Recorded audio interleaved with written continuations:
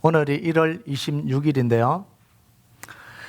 이 오늘이 주일이란 사실을 제외하고 이 1월 26일이 보통 사람들에게는 별 의미가 없어요. 그냥 365일 중에 하루입니다. 그냥 지나가는 하루예요. 그런데 어떤 사람에게는 이 1월 26일이 절대로 그냥 지나가면 안 되는 날입니다. 생일을 당했거나 결혼기념일이거나 자기에게 특별한 일이 있는데 그냥 지나가면 굉장히 섭섭하죠.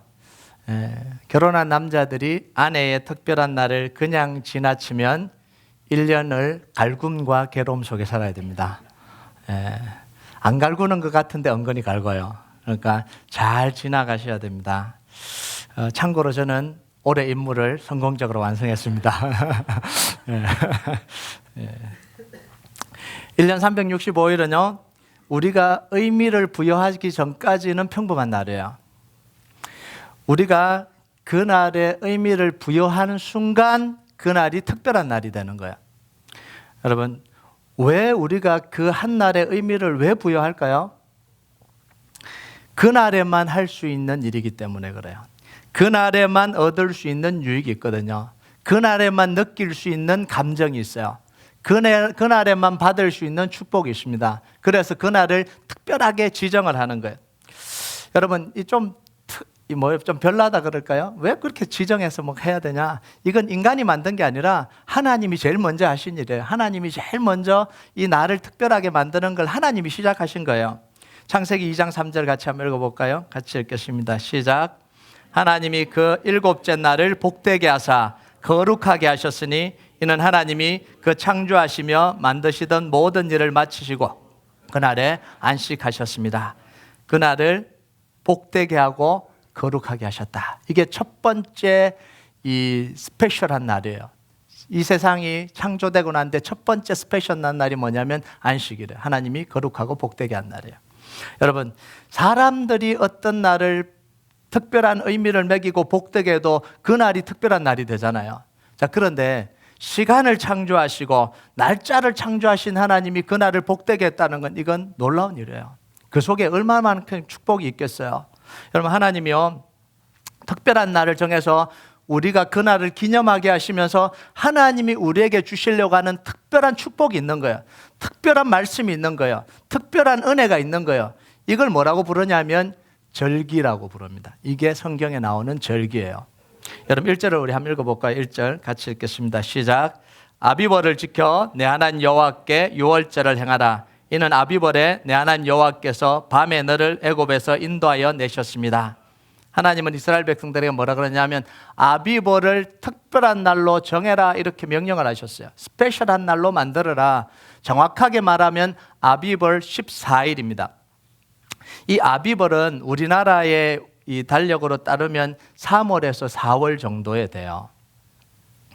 이 아비벌이라는 단어가 무슨 단어냐면 이 어린 이삭, 어린 보리 이삭 이런 뜻이에요. 그러니까 이 어린 보리 이삭이 나올 때쯤 봄 3, 4월이 이게 아비벌이에요. 그런데 하나님이 뭐 하셨냐면 이 아비벌을 3, 4월이잖아요. 아비벌을 그 해의 첫 해가 되게 하라 이렇게 이야기를 했어요. 얼마나 스페셜한 날이면 그 달이 첫 달이 되게 하라 이렇게 달을 바꿔버렸어요. 이게 6월절이에요. 여러분, 하나님이 이 특별한 날을 지정하신 이유가 나오는데 뭐라고 이야기를 해요? 여호와께서 밤에 너를 애굽에서 인도하여 내셨습니다. 여러분, 6월절은 뭐하고 상관이 있다고요? 출애굽과 상관이 있다는 이야기예요. 출애굽 사건과 상관이 있어요.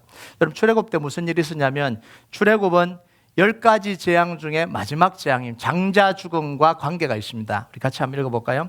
출애굽기 12장 29절 같이 읽겠습니다. 시작.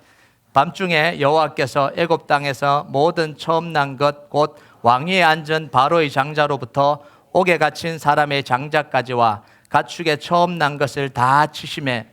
여러분, 이 장자 죽음이 왜 이렇게 중요하냐면 9가지 재앙을 다 내렸는데도 이 바로는요 이스라엘 백성들을 놓아주지 않았습니다. 끝까지 붙들고 있었어요. 그런데 이 장자 죽음을 이 장자의 죽는 사건이 일어나면서 바로가 항복해버립니다. 그렇게 붙들고 있던 그걸 다 놔버리고 이제 나가라 이렇게 이야기를 해요. 이게 6월절이에요. 자, 반면에 이때 죽음의 사자가 온 애굽을 덮치는 그 밤에 이스라엘 백성들은 뭘 했냐? 바로의 장자가 죽어나가고 모든 사람들이 다 죽어갈 때 이스라엘 백성들은 뭘 했냐면 양을 잡아서 양피를 문설주와 인방에 발랐습니다. 설주와 인방은 뭐냐면 설주는 가로 기둥이고요. 인방은 세로 기둥입니다. 그러니까 가로와 세로에 다 발랐다 이런 이야기잖아요. 그러면서 그 죽음으로부터 보호를 받아요. 이게 출애굽기 12장 13절 같이 읽겠습니다. 시작. 내가 애굽 땅을 칠 때에 그 피가 너희가 사는 집에 있어서 너희를 위하여 표적이 될지라. 내가 피를 볼 때에 너희를 넘어가리니 재앙이 너희에게 내려 멸하지 아니하리라. 여러분, 유월절은 이스라엘 백성들을 압제하고 있던 바로에게는 뭐예요? 멸망의 날이에요. 심판의 날이었습니다. 반면에 압제당하고 있던 이스라엘 백성들에게는 해방의 날이에요. 기쁨의 날이에요. 새로 시작하는 날입니다. 새로 태어난 날이에요. 하나님은 이 날을 복되게 하셔서 이스라엘 백성들에게 평생 기억하고 기념하고 지키라 이렇게 이야기합니다. 이게 유월절이에요. 자, 그런데 우리가 하나 봐야 될 게 뭐냐면 하나님은 유월절을 지키라고 하면서 각자 알아서 기념하라 이렇게 안 합니다. 너희들의 방식으로 각자의 방식으로 기념하라 이렇게 이야기하지 않아요. 유월절을 지키는 정확한 지침을 주십니다. 처음부터 끝까지 정확한 지침을 주셔요. 여러분, 하나님은 우리에게 명령하실 때는 그냥 그 일을 하라는 것도 있지만 그 안에 뭐가 들어있냐면요, 우리를 훈련시키실 목적이 항상 들어있어요. 하나님의 명령 안에는 우리를 훈련시키시는 목적이 들어있어요. 여러분, 하나님의 명령을 따르려면 우리 본성과 욕구를 넘어가야 되잖아요. 자제를 해야 됩니다. 우리 본성과 욕구대로 하면 하나님의 뜻이 안 이루어지니까 하나님의 말씀을 따르려면 우리 본성과 욕구가 조금은 줄어들어야 돼요. 자제가 돼야 돼요. 그리고 하나님의 명령을 따르려면 하나님을 신뢰해야 됩니다. 신뢰하지 않고는 하나님 말씀을 따를 수가 없어요. 하나님을 믿어야 돼요. 하나님의 말씀을 따라가려면 우리 육신과 환경의 한계를 극복해야 됩니다. 주로 하나님 말씀하시는 게 이런 걸 말씀하시거든요. 자, 그러면 하나님 말씀을 따라가면 우리 한계가 극복이 되고 믿음이 성장하잖아요. 결과적으로 뭐가 일어나냐면 하나님의 말씀대로 따라 살면 우리 인생의 변화가 일어나는 거예요. 여러분, 그래서 하나님의 말씀이 우리 인생을 바꿔놓는 거예요. 여러분, 사람이 변화되지 않는 이유는 하나님의 말씀에 능력이 없어서가 아니에요. 성경이 능력이 없어서가 아닙니다. 사람들이 말씀대로 따르지 않기 때문에 변화가 안 일어나는 거예요. 여러분, 이렇게 물어봐요. 목사님, 사람은 얼마나 믿으면 바뀔까요? 대답은 간단합니다. 믿기 시작하면서 하나님의 말씀을 따르기 시작하면 바로 바뀌어요. 바로 바뀝니다. 그런데 믿기 시작해서 하나님의 말씀을 내 마음으로 받아들이고 따르지 않으면 40년 지나도 안 바뀌어요. 죽을 때까지 안 바뀝니다. 구제불능이에요. 그래서 바뀌는 건 내가 하나님의 말씀을 받아들이는, 하나님의 말씀은 능력이에요. 그 말씀을 내가 받아들이고 따를 때 하나님의 역사가 일어나는 거예요. 여러분, 그래서 오늘 말씀에 유월절을 지키는 방법을 자세히 살펴보는 것만으로 해도 우리에게는 큰 유익이 돼요. 그래서 좀 구체적으로 좀 살펴보려고 그러는데요. 첫 번째는 하나님 뭐라 그러시냐면 여호와께서 자기 이름을 두시려고 택하신 곳으로 가라 이렇게 이야기를 해요. 너희들이 사는 동네에서 너희들이 분배받은 땅에서 거룩한 곳을 하나 만들어서 거기서 유월절을 지켜도 될 것 같잖아요. 그죠? 그런데 거기서 지키지 마라 이렇게 이야기를 해요. 반드시 하나님이 정해놓은 그 공통적인 장소에 와서 예배를 드려라 이렇게, 제사를 드려라 이렇게 이야기해요. 유월절을 지키라 이렇게 이야기합니다. 그 다음 말이 무서워요. 그렇지 않으면 너희는 백성 중에서 끊어질 것이다. 이건 절대적인 명령이거든요. 여러분, 여기서 우리가 좀 적용해 볼 게 있습니다. 개인의 경건이 아무리 뛰어나도 공동체의 영성을 넘어갈 수가 없어요. 다시 이야기합니다. 개인의 영성이 아무리 뛰어나도 그 교회가 가지고 있는 공동체의 영성을 넘어갈 수는 없어요. 공동체가 함께 드리는 예배가 있고 기도회가 있는데 나 혼자 하는 것이 더 경건하고 더 은혜롭고 더 영성이 있기 때문에 나는 혼자 기도한다. 있을 수 있을까요? 없을까요? 이게 있을 수가 없는 일이에요. 다른 사람과 수준이 안 맞아서 내가 그 예배를 참석하느니 내가 차라리 성경 보고 내가 말씀 묵상하고 내가 하나님과 교제한다. 이게 있을 수 있을까요? 없을까요? 있을 수 없는 일이에요. 있을 수 없는 일이 현대 속에 버젓이 일어나고 있어요. 여러분, 다시 이야기하는데요. 개인의 영성은 절대로 그 공동체가 속한 공동체의 영성을 넘어갈 수 없어요. 아멘 하십니까? 이게 회복이 돼야 돼요. 여러분, 개인의 영성이 강하다고 하는 사람은 말 그대로요, 자기만의 의예요. 자기만의 경건이에요. 자기만의 만족이에요. 자기만의 기쁨이에요. 하나님은 그거 기뻐하지 않습니다. 이게 뭐냐, 바리새인이 그랬거든요. 세리하고 이 죄인하고 같이 드리는 예배는 나는 도저히 못 드리겠다라는 거예요. 그러니까 나는 11조도 드리고 하루에 금식도 하고 나는 구제도 하고 다 했습니다, 하나님, 이러고 있잖아요. 그런데 세리는 와서 예배 시간에 들어오지도 못하고 예배 그 구석에 있어서 주님, 저는 죄인입니다. 한 게 하나도 없습니다. 제가 내세울 게 하나도 없습니다. 근데 두 가지를 하셨는데요. 하나는 예수님이 바리새인을 기뻐하지 않으셨습니다. 그건 너무 당연한 거잖아요. 그런데 두 번째는 뭐냐면 의롭다 하지도 않으셨어요. 바리새인은 의롭다, 제가 이렇게 의로워요. 그런데 안 의롭다고 이야기를 했어요. 그런데 그 죄인을 향해서는, 세리를 향해서는 뭐라 그래요? 내가 기뻐한다 그러고요. 의롭다라고 이야기하시는 거예요. 이게 하나님이에요. 여러분, 우리는 어떤 예배를 드리고 있을까요? 여러분이 지금 드리는 예배는 어떤 예배냐는 거예요. 우리가 드리는 예배는 어떤 예배냐는 거예요. 두 번째는 뭐냐면 소와 양을 잡아서 유월절 제사를 드려야 된다, 이렇게 이야기를 해요. 가서 그냥 감사합니다 이렇게 하는 게 아니라 소와 양을 잡아서 유월절을 지키고 그 고기를 또 구워서 먹어야 되는 거예요. 출애굽 전날 밤에 했던 걸 그대로 재현을 하는 거예요. 양을 잡고 피를 흘리고 양피를 바르고 고기를 구워서 직접 먹어보는 겁니다. 그 상황을 온몸과 마음으로 다 체험하는 거예요. 여러분, 이게 뭐냐면 시각교육, 청각교육, 감각교육을 다 시키는 거예요. 여러분, 이게 굉장히 중요한 겁니다.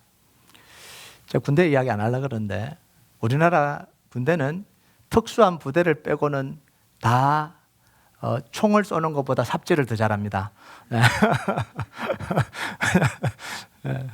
총을 맞추는 것보다 탄피를 안 잃어버리는 걸 더 중요하게 생각합니다. 공식적으로 이렇게 이야기해도 되는지 모르겠는데, 예.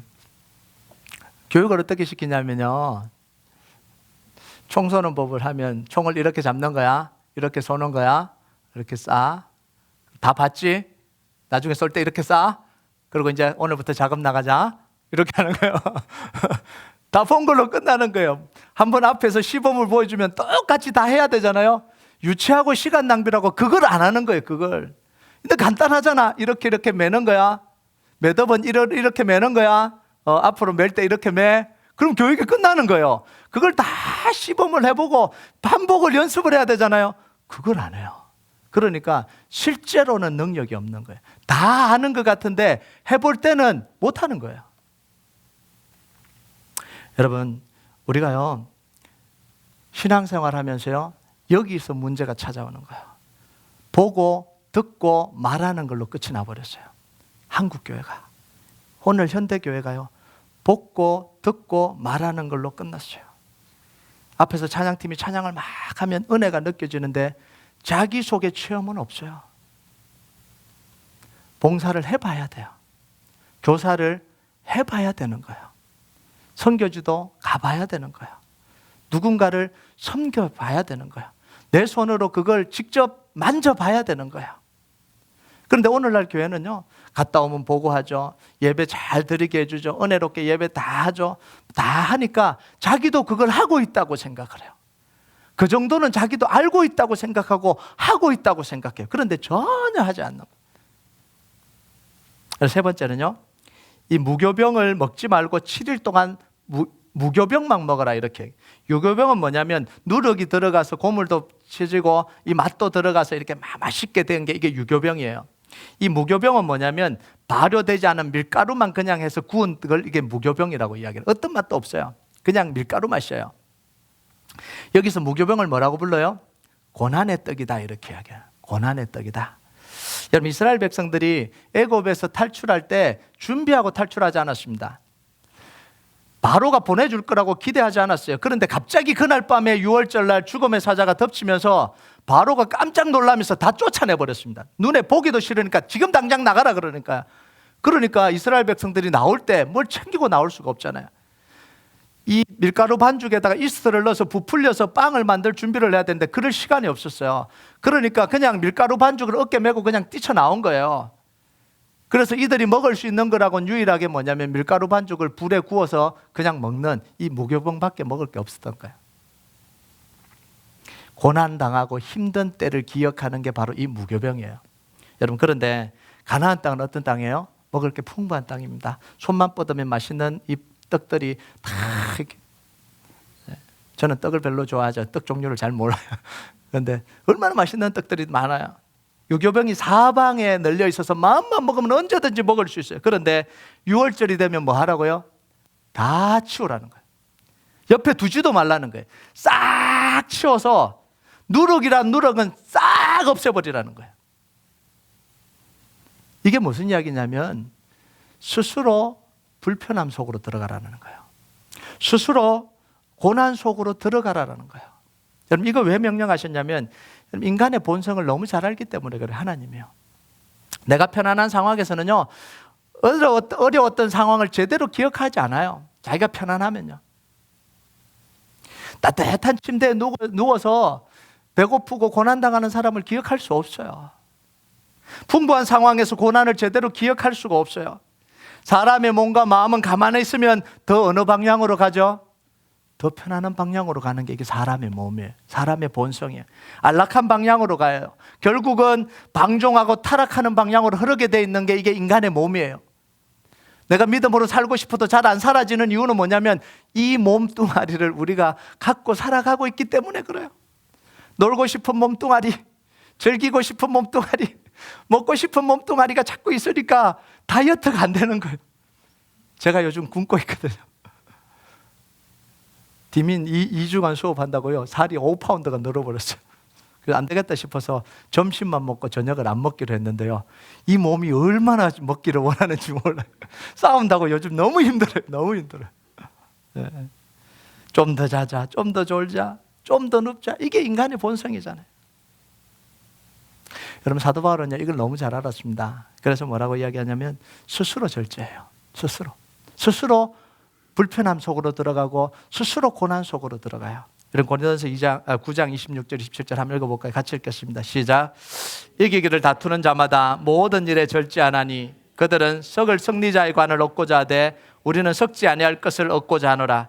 그러므로 나는 다름질하기를 향방 없는 것 같이 아니하고 싸우기를 허공을 치는 것 같이 아니하며 내가 내 몸을 처복종하게 함은 내가 남에게 전파한 후에 자신이 도리어 버림을 당할까 두려워함이로다. 여러분 사도 바울이 얼마나 위대한 사도예요. 성령의 역사가 일어나고요. 가는 곳마다 기적이 일어나고요. 기도하면 병자가 일어나고요. 이런 사람이 뭐라고 이야기를 하냐면 내가 스스로 내 몸을 처복종시킨다 이렇게 이야기를 해요. 여러분 제가 제일 두려워하는 것도 바로 이겁니다. 목회를 하다가 익숙해지고 편안해져서 하나님을 찾기보다 육신의 편안함을 찾을까 봐 그게 제일 걱정이에요. 그렇다고 여러분들이 제가 괴롭혀 드릴게요 뭐 이런 이야기는 하지 마세요. 안 편해요. 힘들어요. 말씀에 대한 갈망이 사라져서 설교하기 위해서 말씀을 읽는 거예요. 정말 말씀을 읽고 싶은 게 아니라 설교를 해야 될 게 어쩔 수 없이 말씀을 읽는 그런 상황이 올까 두려운 거예요. 예배에 대한 감격과 감사가 사라지고 형식적으로 의무적으로 예배를 집례하는 이런 상황이 올까 봐 두려운 거예요. 여러분 이런 상황에서요 목회가 아무리 잘 돼도 소용이 없어요. 이런 상황에서요 설교를 아무리 잘해도 소용이 없어요. 내 안에 감격이 사라져버렸고 내 안에 감사가 사라져버렸고 내 안에 하나님을 향한 갈망이 사라졌는데 뭐 하겠어요 그걸요. 여러분 정말 우리가 하나님 말씀대로 살려면요 정말 우리가 잘 살려면 의도적으로 내 본성을 거스르는 방향으로 움직여야 돼요. 1년에 적어도 몇 번 정도는요 내 본성을 거스르는 방향으로 움직여야 돼요. 그래야 우리가 영적으로 무너지지 않아요. 여러분 때로는 금식도 필요한 거예요. 제가 막 금식주의자는 아니에요. 뭐 40일 금식 못합니다. 20일 금식 못해요. 3일만 금식해도 배고파요. 그래서 제가 제일 오래 해도 3일밖에 못해요. 제가 금식주의자는 아니에요. 그런데 때로는 우리가 금식하면서 우리의 영혼에 이 위해서요 불편함 속으로 좀 들어가는 게 필요해요. 때로는 새벽에 일어나서 내 몸을 일으켜서 내 몸을 좀 초복종시키는, 새벽기도 나와서 그렇게 하는 훈련이 필요한 거예요. 때로는 작정하고 기도하는 시간이 필요해요. 아무리 시간이 없어도 좀 그 시간을 떼놓고 다른 걸 밀어놓고 내가 좀 불편하지만 그 시간에 하나님과 만나고 내 인생을 좀 되돌아보는, 내 신앙을 되돌아보는 그 시간이 필요하다는 거예요. 말씀 앞에 자기를 돌보는 시간이 필요해요. 제가 제일 좋아하는 모임이 두 가지가 있어요. 하나는 전도 모임입니다. 화요라는 전도 모임이에요. 왜 전도 모임을 좋아하냐면 제가 목사잖아요. 목사인데 영혼을 케어하고 영혼을 살리는 일인데 현장에 안 나가면 그래서 제가 자꾸 현장을 나가고 싶어요. 현장을 나가야 이게 이 탁상공론이 안 되는 거예요. 거기서 만나고 싶어, 사람들을 만나고 싶고 영혼을 만나고 싶어서 제가 그 특별한 일이 없으면 화요일을 전도하러 나가요. 그럼 사람들이 놀래요. 목사님도 나오셨네요. 그럼 제가 더 놀래요. 그럼 목사가 전도하러 나오는데 왜 놀라시나? 목사가 전도하러 나오는데 그게 뭐 놀랄 일이에요. 당연한 일이지. 그래서 제가 특별한 일 없으면 그 전도 현장에 나가려고 그래요. 현장을 놓쳐버리면 끝나니까. 또 하나는 선교 현장이에요. 선교 현장은 꼭 가려고 그래요. 왜냐하면 선교 현장에 가야 본질을 봐요. 본질을. 왜 내가 목회를 하는지 그곳에 본질이 있어요. 여기에 본질이 있는 게 아니라 그곳에 가면 본질이 있어요. 제가 여러 번 나눴죠. 선교를 갔다가 돌아오니까 달라스의 화려함이 보이더라고요. 달라스가 하나도 화려하지 않아요. 사실은 H마트에서 여기 올라오는 길이 뭐가 화려합니까? 그냥 아주 평범하잖아요. 그런데 선교지를 딱 갔다가 공항에서 딱 차를 타고 딱 오는데요, 화려함이 느껴지는 거예요. 아, 여기에 물들었구나. 네. 근데 선교지를 가면요, 다시 내가 뭘 위해서 살아야 될지 정확하게 보이더라고요. 그래서 이걸 놓치고 싶지 않는 거예요. 제가 이 음식에 대한 저게 많아서 비위가 약해서 좀 힘들기는 한데 그래도 가는 이유가 뭐냐면 그곳에 본질이 있기 때문에 그래요. 그럼 네 번째는요, 6월절 초저녁 해질 때 모여서 6월절 양을 잡아서 제사 드리고 집에 언제 가요? 다음날 아침에 가요. 실제로 보면 다음날 아침에 가요. 다 먹었으니까 이제 가자 이러고 가는 게 아니라 밤을 꼴딱 샜어요. 밤을 꼴딱 새고 다음날 아침에 가요. 여러분, 이스라엘의 하루는 해질 때 시작해서 해질 때 끝나요. 이게 하루예요. 그래서 6월절 양을 잡아서 6월절 제사를 드리고 고기를 구워서 나눠 먹고 그 다음 뭐 하겠어요? 밤샐 때까지? 그 다음 날까지 뭐 하겠어요? 그 이야기를 나누는 거예요. 6월절 이야기를 나누는 거야.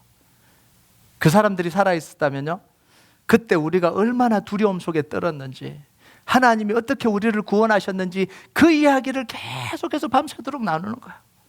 자녀가 있다면 자녀에게 그 이야기를 해주는 거야. 이걸 경험하지 못한 자녀에게 그 구원의 이야기를 해주는 거야. 하나님의 역사에 대한 이야기를 해주는 거예요. 그리고 또 찬양을 했다가 하나님께 감사했다가 그러면서 밤을 이렇게 새는 거예요. 아마 최초의 철야 예배가 아니었나 싶어요. 최초의. 예. 이게 영성 수련회잖아요. 이게 밤샘 가지 모임입니다. 예, 우리 밤샘 가지 모임 한번 해보실래요? 예, 이 가정이 있어서 좀 힘든데 청년들은 이 가능한 거예요. 이 밤샘 가지 모임. 제가 대학교 다닐 때 이 밤샘 많이 했습니다. 이게 굉장한 능력이 있어요. 여러분, 밤을 함께 샌다는 건요, 이건 놀라운 일이에요. 예, 가정 있는 분들은 밤새지 마세요. 예. 다섯 번째 뭐냐면 일곱째 날에 모여서 하나님께 예배 다시 드렸어요. 자, 근데 잘 보세요. 이 과정을 거쳐서 6월절을 지키면 이스라엘 백성들 속에 어떤 일이 일어날까요? 자기의 모든 것을 다 멈춰놓고 한 곳에 다 모여서 일주일 동안 이렇게 보내고 나면 이스라엘 백성들 속에 어떤 일이 일어날까요? 여러분, 자기가 받은 구원이 얼마나 이 감격적이고 감사한지 다시 알게 되지 않겠어요? 구원의 감격이 살아나고요, 자기가 이 하나님 말씀을 지키는 삶에서 얼마나 벗어났는지 보게 될 거 아니에요. 자기가 영적으로 얼마나 비대해졌는지, 비만이 됐는지 보게 될 거 아니에요. 정확하게 보게 될 거 아니에요. 어떤 사람은 자기 생활 속에 찌들려서 하나님을 잃어버리고 살다가 이곳에 와서 내가 지금 잘못 살아가고 있구나, 이걸 다시 또 리마인드 시킬 거 아니에요. 어떤 사람은 말씀의 능력을 잃어버리고 정말 하나님의 역사를 잃어버리고 살다가 하나님이 진짜 우리 하나님이구나, 하나님 역사하시는 하나님이구나, 내가 다시 일어나고 다시 기도하고 다시 하나님을 붙들어야 되겠다, 이런 게 일어나지 않을까요? 그 속에서 회복과 치료와 놀라운 능력의 역사가 일어나는 거예요. 인생이 이곳에서 변화되는 거예요. 이게 유월절이에요. 의식을 지키는 게 유월절이 아니라 하나님이 지금 이 디자인하신 유월절이 바로 이걸 하라고 만들어 놓은 유월절이에요. 그런데 형식만 다 남아버렸잖아요. 여러분, 자, 여기서 질문이 한 가지 있어요. 자, 그러면 유월절 절기는 누구를 위한 거예요?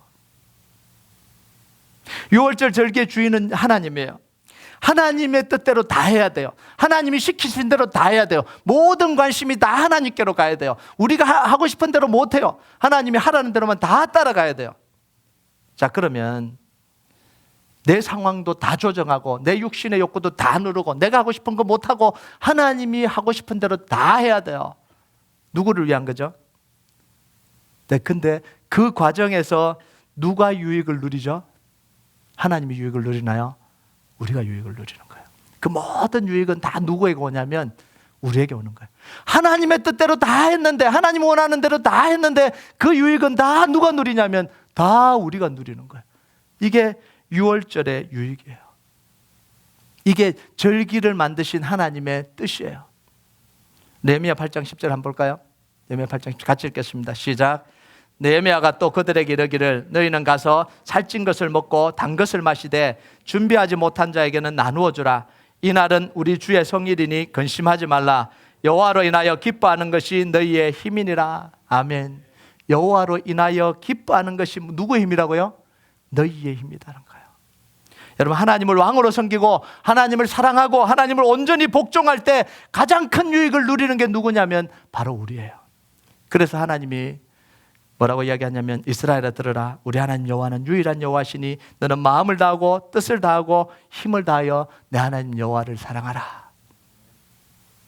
나만 사랑하라. 그런데 이게 이기적인 게 아니에요. 이게 우리를 향한 축복이에요.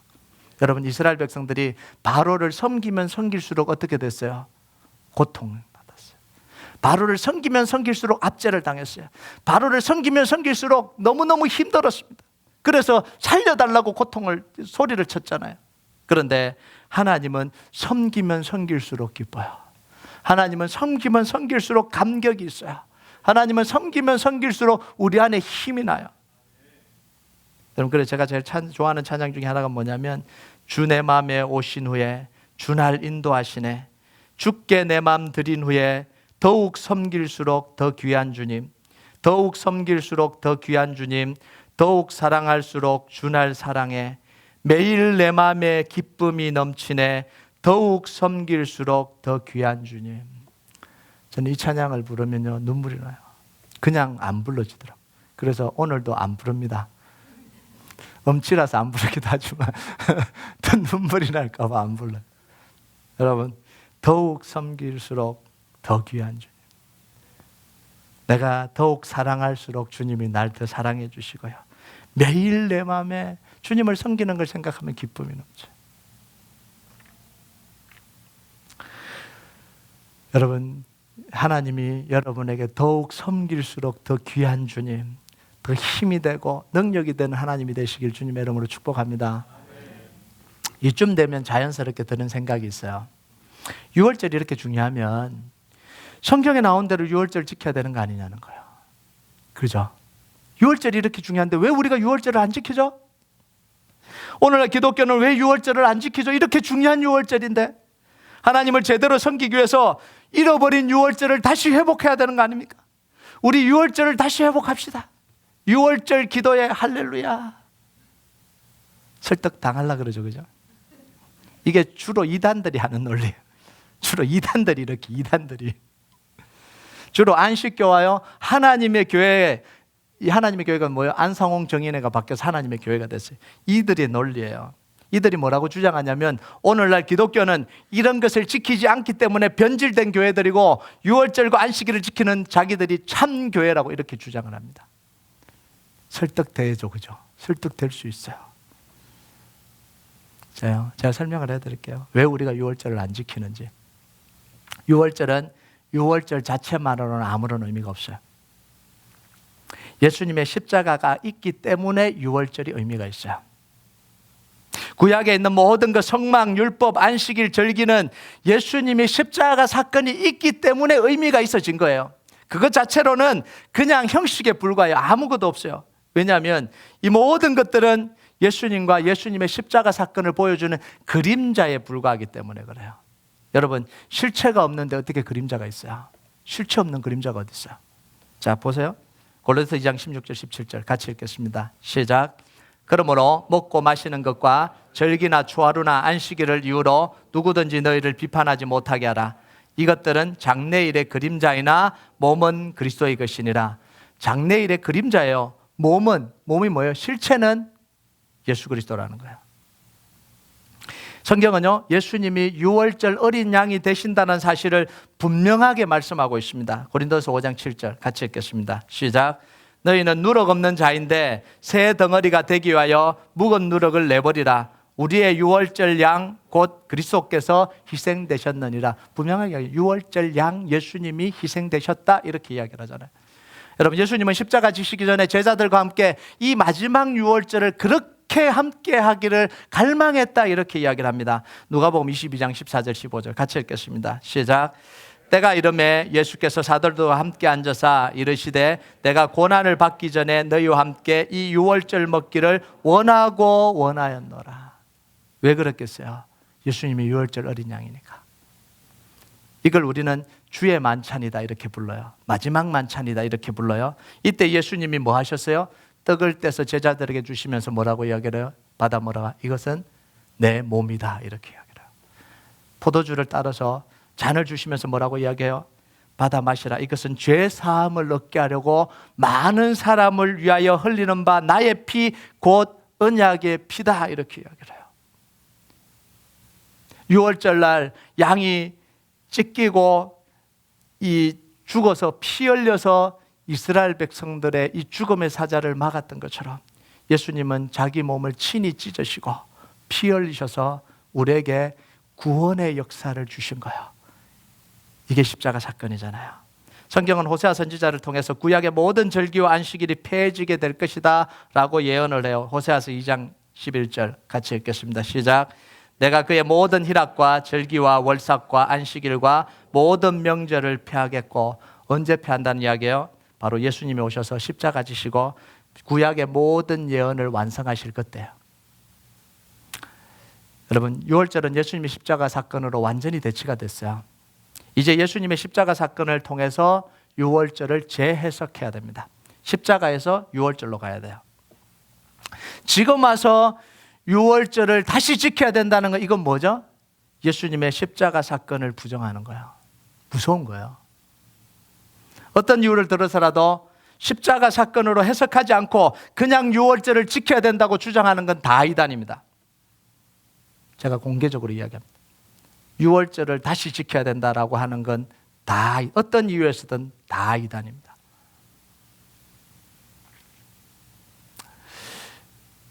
무슨 주장을 하냐면 유월절은 아비벌 14일 날 밤에 지켰다.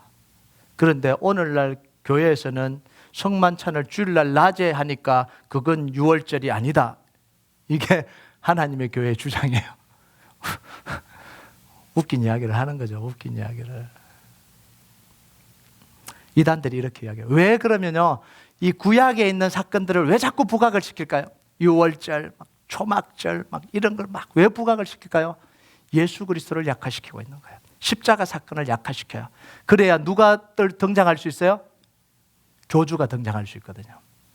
그래서 자꾸만 이 구약을 강조하면서 구약의 절기와 이걸 들고 올라오면서요, 예수님의 십자가를 약화시키고 불완전하게 만드는 거예요. 그러면서 자기의 교주를 믿어야 된다 이렇게 이야기를 해요. 이게 이단이에요. 여러분, 그러면 우리는 유월절을 보면서, 그럼 이런 유월절이라면 유월절을 보면서 뭘 배워야 되냐는 거예요. 그 목사님 유월절 폐지됐다는데 유월절 설교는 왜 하시냐? 여러분, 유월절을 보면서 우리는 십자가를 봐야 돼요. 이스라엘 백성들이 유월절을 통해서 바로의 억압에서 완전히 벗어났듯이 우리는 십자가를 통해서 죄와 사탄의 권세에서 완전히 벗어났다는 사실을 우리는 확인해야 되는 거예요. 이게 유월절을 보는 이유예요. 10가지 재앙을 통해서 이스라엘 백성들을 괴롭히던 모든 파워가, 권세와 바로의 파워가 다 무너졌어요. 십자가 앞에서 우리를 가로막고 있는 사단과 모든 세상의 파워가 다 무너진다는 사실을 우리는 확인해야 되는 거예요. 유월절을 보면서요. 유월절을 통해서 이스라엘 백성들이 해방과 회복과 새로운 시작과 기쁨을 맛봤듯이 우리는 예수님 십자가 사건을 통해서 모든 종류에서 눌림에서 해방되고 영혼의 자유함을 누리고 회복되고 다시 시작하는 이 기쁨을 우리가 누려야 되는 거예요. 여러분, 유월절의 모든 의미, 그럼 우리가 유월절을 오늘날 우리가 어떻게 기념하고 지키냐? 유월절의 의미는 신앙의 모든 영역 속으로 다 들어와 있어요. 지금 보세요. 예수님의 십자가로 구원받은 성도들이 우리 함께 예배드리잖아요. 이게 뭐하고 똑같아요? 유월절을 통해서 구원받은 하나님의 백성들이 출애굽해서 함께 기뻐하고 찬양하고 하나님의 이름을 높이는 거예요. 예수님이 이 출애굽 시킬 때 뭐라고? 내 백성을 보내라. 이들이 나를 섬길 것이니라. 예배 속에 유월절이 들어와 있는 거예요. 이미. 우리가 예수님의 살과 피를 나누는 이 성만찬의 의식 속에서도 어린 양을 잡아서 문설주에 바르고 그들이 함께 나눠 먹었던 유월절의 구원의 감격이 이미 이 성만찬 속에 들어와 있는 거예요. 우리가 하는 이 성도의 교제 속에 구원받은 이스라엘 백성들이 유월절 음식을 먹으면서 서로 나누고 기뻐하고 구원의 감격을 함께하는 그 성도의 교제가 지금 우리가 하는 이 교제 속에 들어와 있는 거예요. 이게 가지 모임이에요. 그죠? 우리 가지 모임에 말씀을 나누고 기도 제목을 나누고 구원의 감격을 나누고 서로 기도해 주면서 하나님의 사람으로 살아가도록 격려하는 거예요. 이게 성도의 교제예요. 우리가 유월절을 기념한다는 건 이렇게 기념하는 겁니다. 1월 3월 14일 또는 4월 14일 저녁에 모여서 따로 떡을 떼고 포도주를 마시고 이게 유월절이 아니에요. 이단들은 이렇게 하고 있어요. 그날 저녁에 모여서 얼마나 웃긴 이야기를 지금 하고 있는 거예요. 여러분, 하나님 이스라엘 백성들을 매년 유월절 절기를 지키게 하시면서요, 의도하신 게 있습니다. 출애굽 사건은 과거의 사건이 아니라는 걸 보여주시는 거예요. 과거에 일어난 그 사건을 보면서 현재도 역사하고 있는 하나님을 보여주시려고 하는 거예요. 여러분, 절기는요, 과거를 그냥 재현하는 걸로 끝나지 않아요. 그 하나님의 역사가 오늘도 함께 하신다는 사실을 정확하게 보여주려고 하나님이 하시는 거예요. 그러면 우리가 그 절기를 지키면서 무슨 고민을 하게 돼요? 그 역사하셨던 하나님이 오늘은 왜 역사하지 않고 내 삶 속에서는 왜 역사하지 않느냐? 이 고민을 반드시 해야 되는 거예요. 이 고민을 했던 사람이 누구냐면 기드온이에요. 하나님, 출애굽을 시키고 광야를 지나왔던 그 하나님의 역사가 지금 어디에 있습니까? 기드온이 그 고민을 하잖아요. 그러니까 네가 해라 이렇게 하나님. 그 고민하는 사람에게 네가 해라 이렇게 이야기하는 거예요. 여러분, 하나님은 오늘 매주 우리를 은혜의 자리로 부르셔요. 매주 예배의 자리로 부르셔요. 이스라엘 백성들에게 해주셨던 것과 똑같은 은혜를 예배 속에 베풀어 주시잖아요. 성경에 나오는 인물들의 이야기를 계속해서 듣게 하시고 말씀을 통해서 듣게 하시면서 하나님이 역사하심을 보게 하시면서 그 하나님이 너희 하나님이다라고 말씀해 주시잖아요. 우리를 위해서 구원한 사건이 뭔지 계속해서 리마인드 시켜주시잖아요. 십자가의 의미가 뭔지 계속해서 리마인드 시켜주셨잖아요. 그 하나님은 과거에만 역사하신 하나님이 아니라 지금도 역사하시는 하나님이라는 거예요. 그 약속을 지금도 붙들면 말씀에 기록된 대로 그대로 이루어 주실 거라고 이 강단의 말씀을 통해 계속해서 선포해 주시잖아요. 그 약속의 말씀을 붙들고 받고 내 말씀으로 붙들고 살아가기만 하면 하나님이 그 말씀을 그대로 우리 속에 역사하게 해주십니다. 그래서 하나님이 좀 우리를 어디로 초대하시냐면 하나님의 풍성한 은혜 속으로 들어오라는 거예요. 예배를 통해서 하나님의 풍성한 은혜 속으로 들어오라는 거예요. 예배를 의식적으로 지키지 말고 그냥 뭐 하라는 대로 하지 말고 그 속에 하나님이 베풀어 놓은 그 절기 안에, 예배 안에, 그 하나님을 섬기는 이 영적인 활동 안에 베풀어 놓으신 하나님의 은혜를 다 받아 누리라는 거예요. 여러분, 예배 속에서 여러분 그 감격 누리고 계십니까? 여러분, 가지 모임 속에서 여러분이 그 구원의 감격 나누면서 정말 기도해 주는데 힘을 얻고 계세요? 저는 제일 안타까운 게 그런 거예요.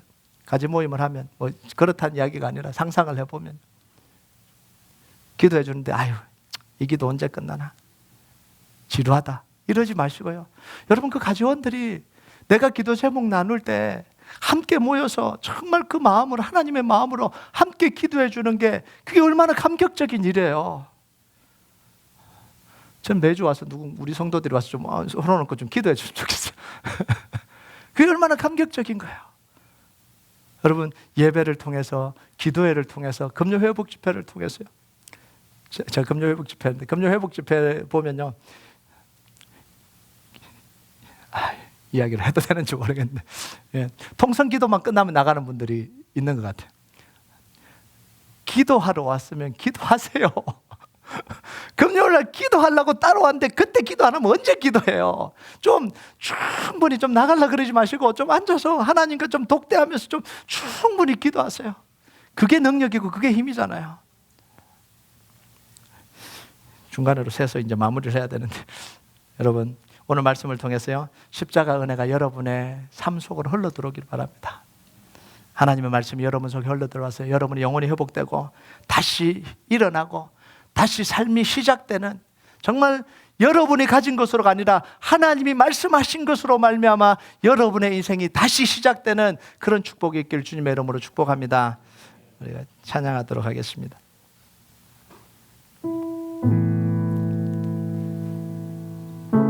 이 찬양 하나님 앞에 올려드립시다.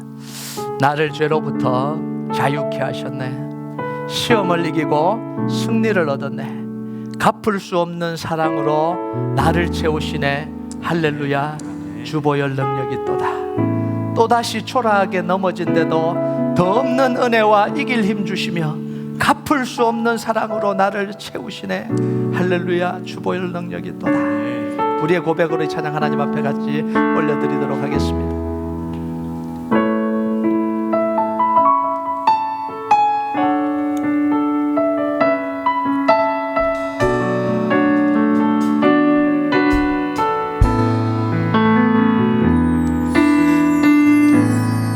나를 죄로부터 자유케 하셨네. 시험을 이기고 승리를 얻었네. 시험을 이기고 승리를 얻었네. 갚을 수 없는 사랑으로 나를 채우시네. 갚을 수 없는 사랑으로 나를 채우시네. 할렐루야. 주보혈 능력이 또다시 또다시